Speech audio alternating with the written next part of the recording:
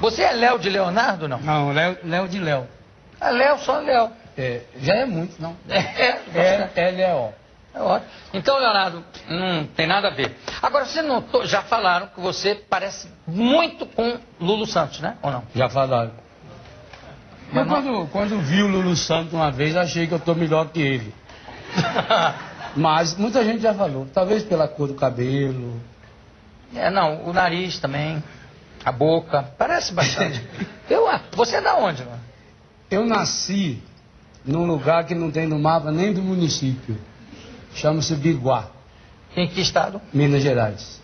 Bem longe de Nanuque. Bem longe de Nanuque e de... Extremo sul de Minas. Aqui na divisa com São Paulo. Biguá. Biguá. Conhece, Miltinho? Conheço, já passei por lá muito. Aí. Para ir para São Lourenço, que eu sou de São Lourenço. Muito bem. É bem Cristina. Cristina. É o Miltinho. Barra Grande. Conhece o estado de Minas como ele conhece a palma da minha mão. Ou seja, mais ou menos. Porque com 800 e tantos municípios. Ô, Padre Léo, você cuida de dependentes de drogas, cuida de jovens com problemas de drogas. E você, qual é a familiaridade que você tem com qualquer tipo de droga para tratar com tanta veemência esse problema? Quando eu era jovem, eu fui dependente. Naquela época, a gente usava maconha, chá de lírio e outras drogas como uma rebeldia ao governo. Como a gente achava que aquilo fosse uma forma de ir contra o sistema. Então usava as camisas do Che Guevara, cabelo comprido, né? Os embonazinhos atravessados na cintura, que era uma marca nossa. Então eu fui usuário. E muito fumo? Muito. A gente fumava. Maconha naquela época a gente fumava demais. Até porque era uma droga, falando do ponto de vista da droga, da qualidade da droga, uma droga boa. Muito diferente de hoje. Então eu fui usuário. Mas peraí, você querer te interromper, e já te interrompendo. Boa em que sentido? Já que você vou dar um exemplo. O Jesus está entre o bom ladrão e o mau ladrão.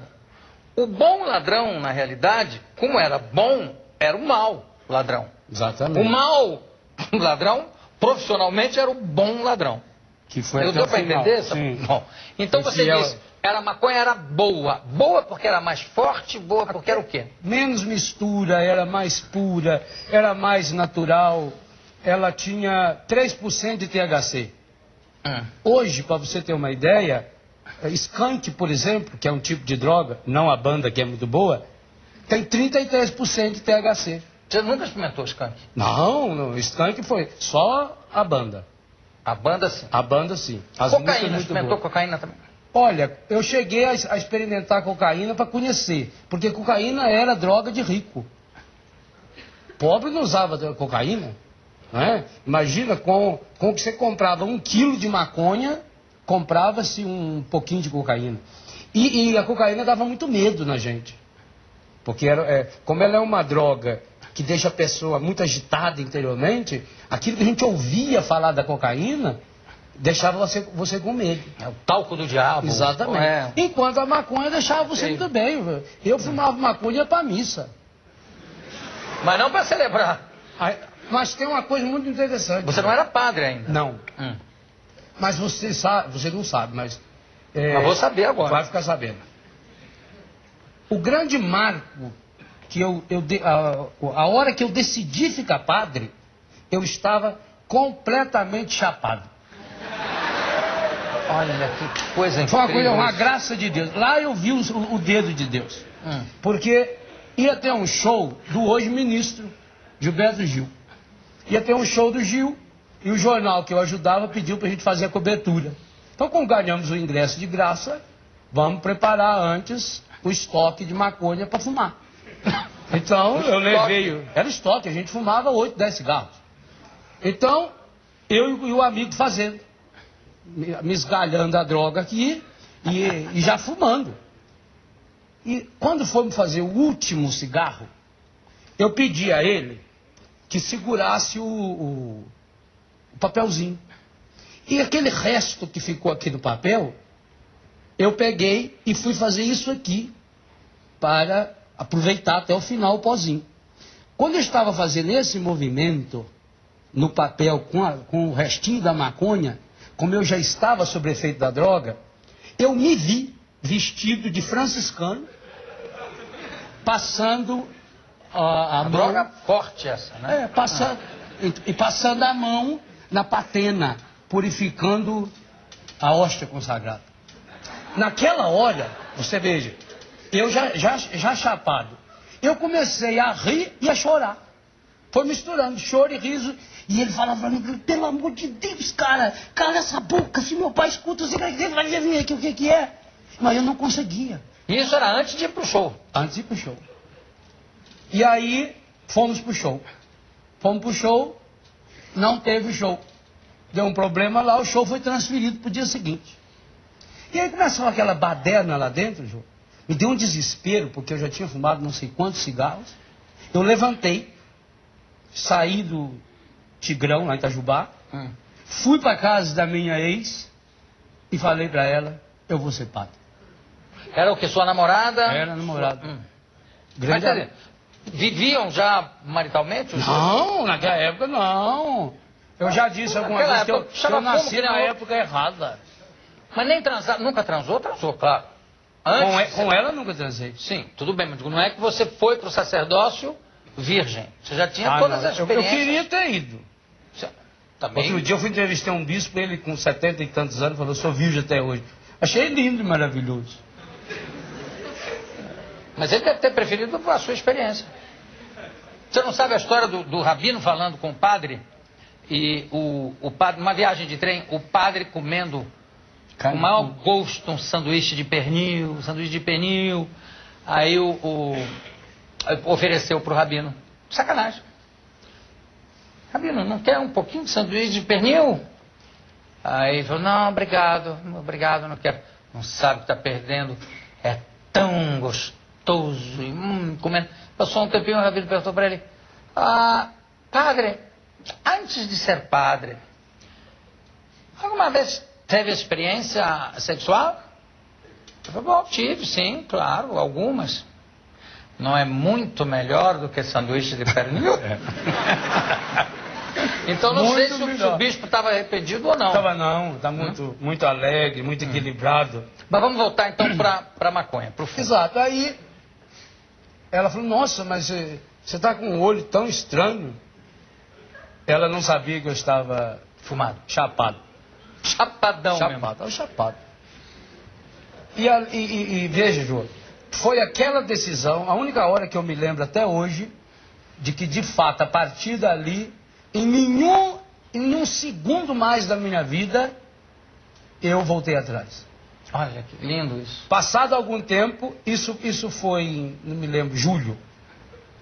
Passado algum tempo, eu sofri um acidente na mão e encostei da fábrica, eu trabalhava numa fábrica de armas.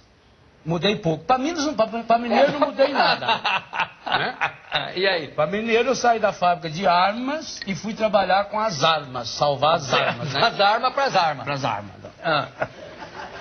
Aí como eu estava encostado do serviço, eu conversei com uma pessoa amiga, encaminhei para o seminário, fui para o seminário. O dia que eu fui para o seminário, eu disse o dia e a hora que seria a minha ordenação sacerdotal, daí 9 anos. E errei por 1 hora por culpa do horário de verão, porque naquela época que eu decidi não tinha horário de verão. Senão eu teria acertado até na hora. O susto da sua namorada quando você disse, eu vou ser padre. Aí ela falou bem alto assim, mãe! A mãe dela estava na cozinha. O que foi? O Léo disse que vai ser padre. Bem, então que seja um bom padre. Aí ela se pôs a chorar. A gente se dava muito bem. E hoje em dia vocês ainda... Sim, grandes amigos até hoje. Ela, o marido, me visitava, não tem muito tempo. Que idade, Padre Léo, você tinha quando aconteceu isso? 21 para 22 anos. E quando é que você começou a usar maconha desse jeito? Com 18? Com 12 para 13. Com 12... Eu morava no Biguá. Aí vim para Itajubá estudar. Você imagina, veio um rapazinho bobo da roça. Vem estudar na cidade. Eu fumava cigarro comum, porque minha avó, eu passei a morar com ela. A minha avó era interessante, ela fumava, mas ela tinha nojo de pegar no fósforo. Então, ou ela acendia o cigarro dela no fogão de lenha, ou pedia pra gente acender pra ela. Pra gente acender, acabamos aprendendo a fumar assim. Então eu fumava, junto com a minha avó, junto com o meu avô. Era natural. Normal. Quer dizer, vem um bobinho desse, que já fuma cigarro comum, logo apareceu um amigo, eu não me lembro nem como. Então, com 12, 13 anos, eu já comecei. Nesse período, até os 21 para 22, teve épocas que foi mais intenso, tinha época que fumava bem menos. Mas sempre fumando? Sempre, e sempre sob controle. Eu nunca saí, hoje eu tenho certeza... Você quando estava, nessa vez, chapado... Mas sabendo o que estava fazendo. Sabendo que... Mas eu te interrompi, você ia dizendo o quê? Sempre sob controle, a não ser... Não, eu digo, teve momentos em que eu fumei mais, momentos que fumei menos, fiquei algum tempo sem fumar, né? Mas usava álcool. E chás?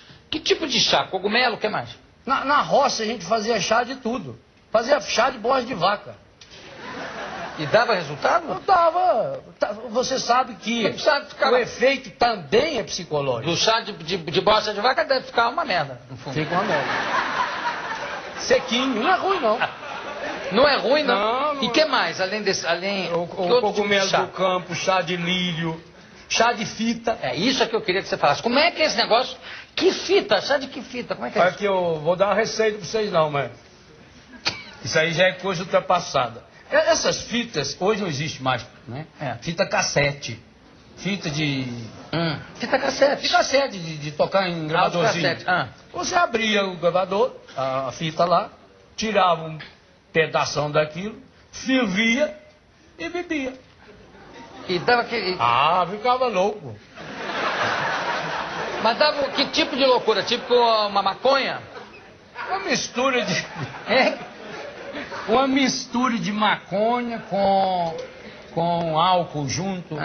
Quer dizer que se pegar uma fita VHS, por exemplo, é um ácido. Eu não cheguei a usar. Se a fita de áudio dá... Isso é uma loucura. Mas isso acaba com a saúde, isso é soda pura. Evidente que acaba com a saúde, isso é um absurdo. Você vê o que eu estou falando aí? Não, falando, porque hoje em dia não tem mais, essa fita nem existe mais, né, praticamente, e ninguém é louco de fazer isso. Tomara. Chá de fita. Chá de fita. Que coisa de louco. E fica completamente doido. Até, veja, hoje talvez um dependente, se fosse usar isso, o efeito para ele seria muito pequeno. Depende se é uma fita de 120 minutos, se é uma fita de... A quantidade. Porque como ele está acostumado com drogas muito pesadas, e a droga hoje é muito suja. O pior da droga hoje não é nem o efeito da droga, é a sujeira da droga. O que se mistura hoje na maconha, o que se mistura na cocaína e por aí afora é um absurdo. Bom, fui para o seminário. Como religioso no seminário, eu já atendi alguns jovens, fazendo pastoral. Logo que fui para Brusque, eu tinha 2 anos de seminário, atendi um caso muito grave de um rapaz que foi expulso do tiro de guerra por ser pego com droga. E aí, como eu atendi, logo veio a família de outro, e assim, os primeiros anos da minha formação, eu fui fazendo um trabalho de atendimento. Depois fiquei padre, voltei para Brusque, e aí eu fui ser diretor de um colégio. E aí eu comecei a ficar agoniado, porque vinha lá um jovem drogado, vinha uma menina de rua, uma prostituída, um travesti, pedia minha ajuda. Eu conversava, ouvia, rezava, mas depois eu ia embora para minha casa. E aí eu ficava de noite pensando, aonde será que está esse povo? Então eu comecei a levantar de madrugada, pegar o meu carro. Agora você imagina o escândalo. Um padre jovem. Eu tinha 2 anos de padre. O meu carro está bem grande, escrito no vidro de trás, Jesus. Então, todo mundo conhecia o meu carro, cidade pequena. E 2, 3 horas da manhã eu saía. Saía e ia. Aonde eles estavam, levava, buscava. Aí, o meu amigo está lá não sei aonde, eu estou com um amigo não sei aonde, vamos para a zona buscar. Então eu levava, aonde precisasse levar, eu levava. Mas ficava naquela angústia. Porque eu tinha a minha casa e eles. Aí o que eu fiz? Comecei a levar para minha casa. Dormia lá em casa. Chegaram a dormir quantos lá? 8, 10, 15. Olha. Teve um travesti que dormiu na minha cama. Não foi comigo, não. Foi na cama. Na cama, aí, na cama. Eu fui pro sofá. Mas se também precisasse dormir com ele, dormiria. Claro.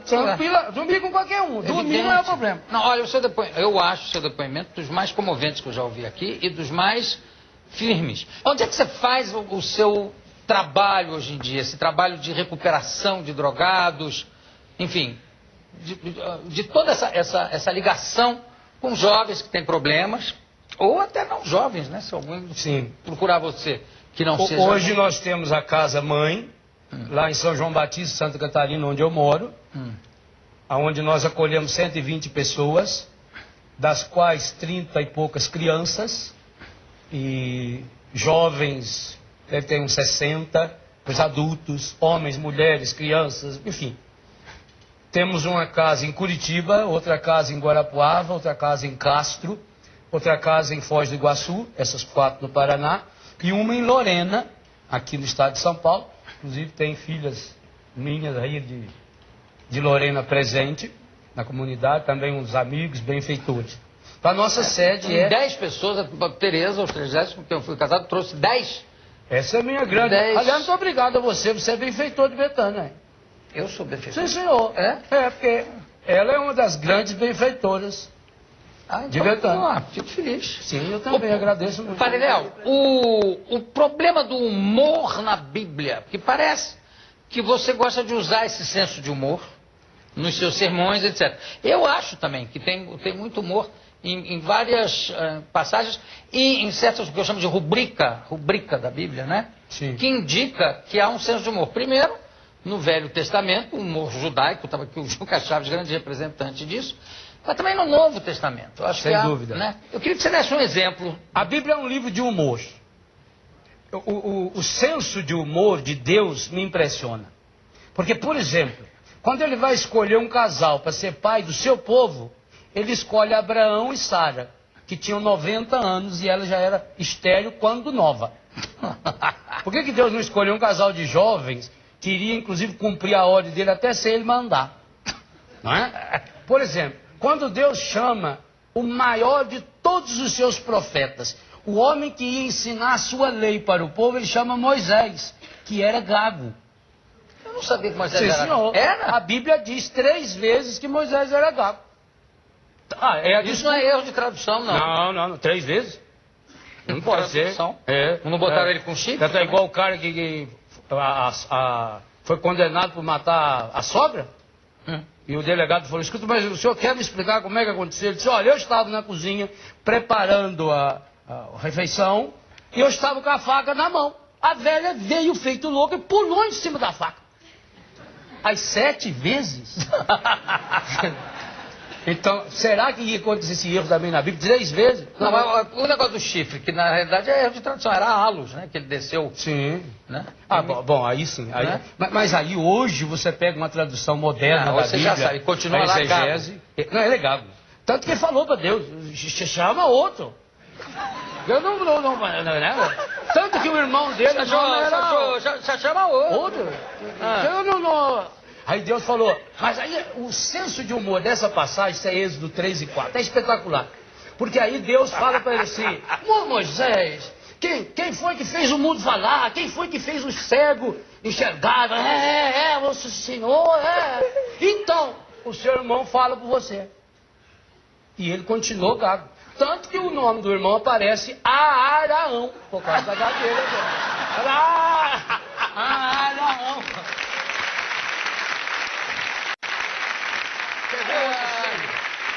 Impressionante. O senso de humor de Deus. Só para completar essa passagem de Moisés, quando você fez Deus falando com Moisés, Deus também deu uma gaguejada. E riu. Deus vive rindo. A Bíblia diz Vou isso. para outra passagem. Por exemplo, destruição de Sodoma e Gomorra. Por que Sodoma foi destruído segundo a Bíblia? Por Sodomia. Sodomia. Sexo errado. É. Muito bem. Deus salvou Lote. Lote e as suas duas filhas. E eles foram para a montanha. E a mulher também, né? A mulher olhou para trás. É, olhou para trás. Deu uma de besta, É. morreu. Por isso que não deve olhar para trás. Aí quando chegou lá, como a mulher virou sal, o Lote se uniu às suas duas filhas. Ué, quer sodomia maior? Não é? É um absurdo. Acabou ali na cidade. Quer dizer, então ele tinha uma certa implicância com aquela cidade, ou não? Eu acho que sim. Eu acho que sim. Não, veja, Deus gosta de brincar. Jesus, por exemplo, ele se manteve muito fiel ao Pai, no senso de humor. Por exemplo? Por exemplo, as perguntas tolerância zero de Jesus. Para mim são perguntas excepcionais. Porque você imagina, Jesus está atravessando Jericó. Um cego berrando lá, Jesus, filho de Davi, tem piedade de mim. Jesus, filho de Davi. O povo manda ele calar a boca e ele não cala. Aí Jesus fala, traz o cego. Aí traz o cego, a hora que o cego chega na frente dele, Jesus vira e fala, que queres? Senhor, eu queria um labrador para puxar eu. Uma bengala. Queria que o senhor me arrumasse uma aula para estudar braille. Ora, não parece óbvio? O paralítico... Que queres? 38 anos o sujeito lá na beira da piscina. Aí Jesus chega lá, começa a conversar. Que desejas? O paralítico. Senhor, eu queria uma cama com um colchão d'água, uma cadeira de roda com... não é? Parece óbvio. Por exemplo, quando Lázaro morre, diz que Jesus não foi, levou 4 dias para chegar lá. Aí quando chegou lá, chorou, etc. Jesus vira e fala para Marta, onde o pusestes?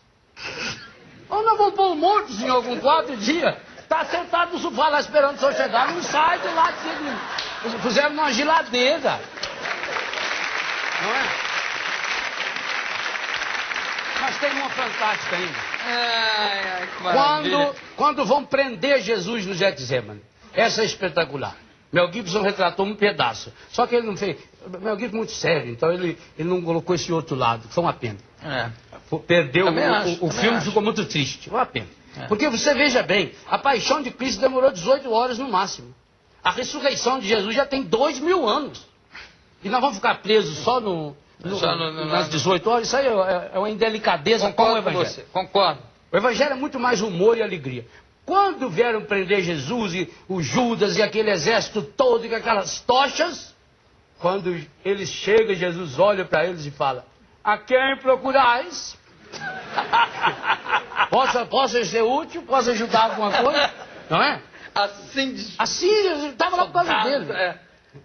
Ou, por exemplo, quando a grande multidão, Lucas 8, a grande multidão que acotovelava e pichotava em Jesus, de repente uma mulher tocou em Jesus. Ele vira e fala, quem foi que me tocou? O Pedro, inclusive, perdeu esse estribeiro com ele. Falou, senhor, por favor. A multidão te comprime, te aperte de tudo quanto é lado. E o senhor perguntar, quem foi que me tocou? Você está pensando na artista da Globo? Aí que Jesus, não estou perguntando quem deu um esbarrão em mim, Pedro.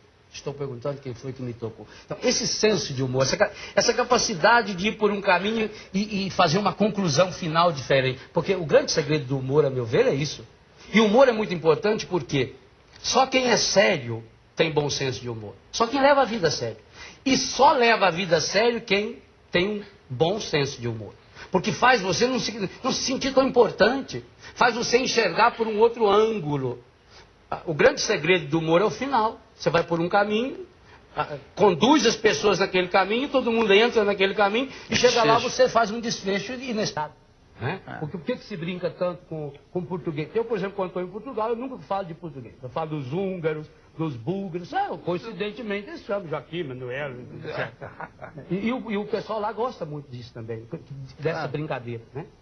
Então, o final é interessante. É evidente, o desfecho. O desfecho. Mas, por exemplo, a passagem do olhar antes do olhar os lírios do campo, aquilo é provocado porque some uma túnica de Pedro, alguma coisa. Como é que é isso? Uma queixa qualquer Não, em relação a Jesus? Como é?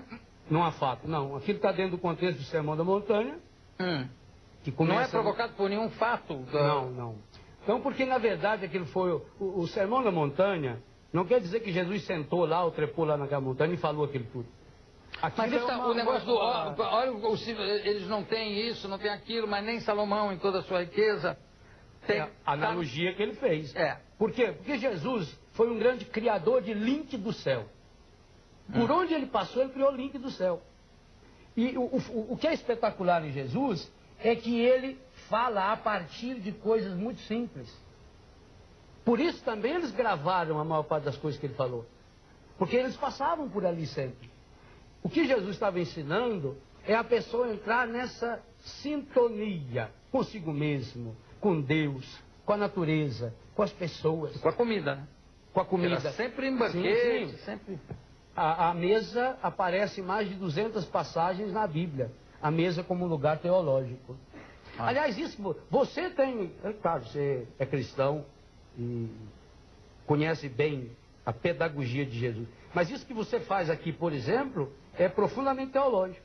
A sua mesa, a caneca do seu convidado igual à sua, essa proximidade. Por exemplo, você de vez em quando se aproxima da pessoa e toca na pessoa. Alex, traz a minha túnica vermelha, por favor. Esse é um dado de Jesus.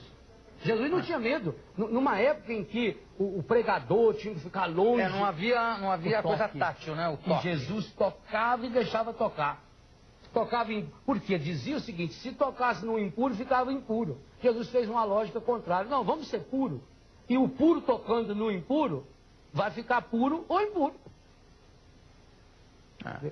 Reverter essa situação, essa proximidade, por exemplo, isso é muito importante. Você não acha, Padre Léo, que às vezes, voltando à rubrica, né, do Novo Testamento, que às vezes as encenações que são feitas são totalmente o oposto do que está indicado? Falando do Sermão da Montanha, me parece que é uma coisa que foi dita assim num papo, Exatamente. Né? No entanto, cada vez que a gente vê montado é sempre uma coisa bem aventurada, uma verdade. Coisa grandiloquente. O tom de voz. E está escrito, ele falava não como os escribas, exatamente, mas como alguém que tem autoridade. Então, mas essa autoridade não grita, né? Exatamente. Aliás, você só grita quando você está longe. Fisicamente longe. Ô, fulano, pega lá. Daí você tem que gritar. Ou quando o coração está longe. Por exemplo, nós dois começássemos a brigar, vão me levar a voz. Por quê? Porque o nosso coração vai ficando longe. E também tem outra passagem que eu acho sensacional nisso, é o negócio do atire a primeira pedra. Aquilo é espetacular. Ele está quase agachado ali, mexendo. Não está agachado. Para ficar entre. Eu não estou discutindo. Quem não tiver pecado, que atire a primeira pedra. E quase que a mãe dele sapeca uma pedrada na moça. E ela fala, só não vale. Outras passagens que tem muitas passagens assim, em que você vê que as pessoas se recusam a isso que você está falando e isso que você está fazendo. Há uma proximidade com Jesus, né? E fica uma coisa tão hierática, né? Fica uma coisa... Na própria igreja, né? Tem muitos padres que você falar o que você fala, ficam chocados, né?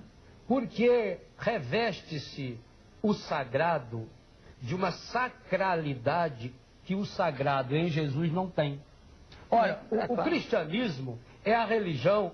Veja, as demais religiões ensinam como o ser humano faz, o que fazer, que degrau subir para chegar no céu.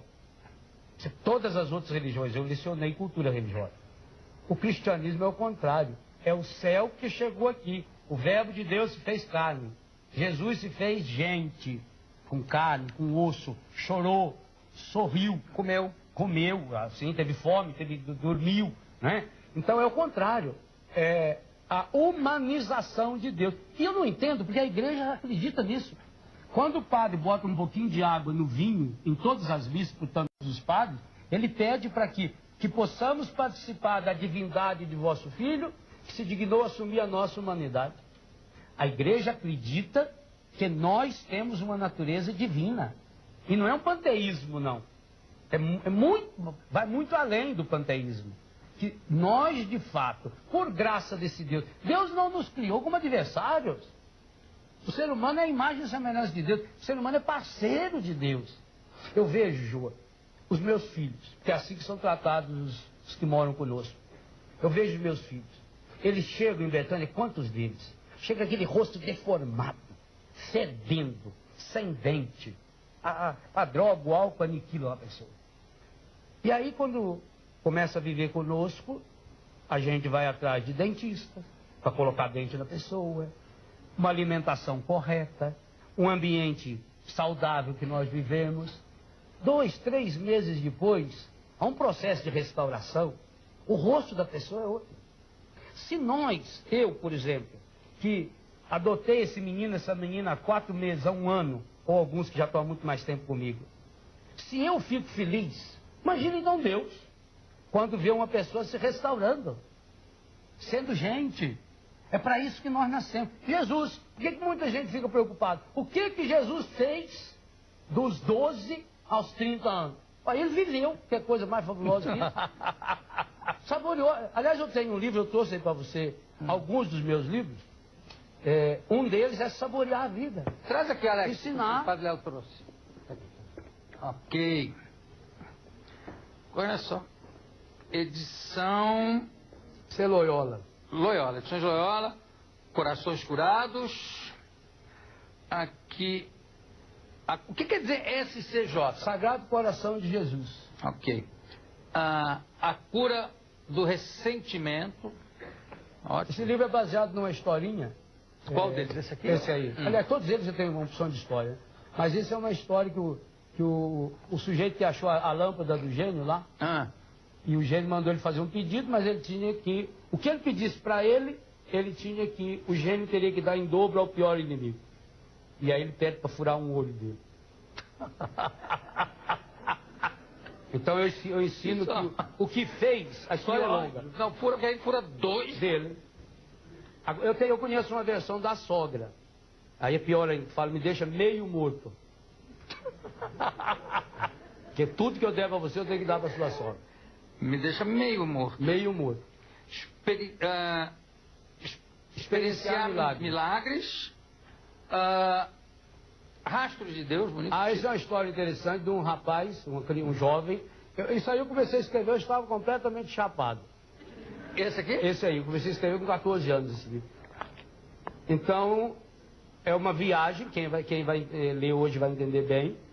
É uma viagem imaginária de um jovem dentro de um disco voador. Naquela época era o sucesso, era o disco voador, né? E dentro do disco voador ele encontra com Jesus Cristo. E aí eles têm todo o diálogo, a conversa dele. Quando ele volta do disco, então ele decide ir embora e fazer uma experiência nova. Famílias restauradas. Graças a Deus foi lançado pela Edições Canção Nova. Foi lançado na sexta-feira, na segunda-feira estava na 3ª edição.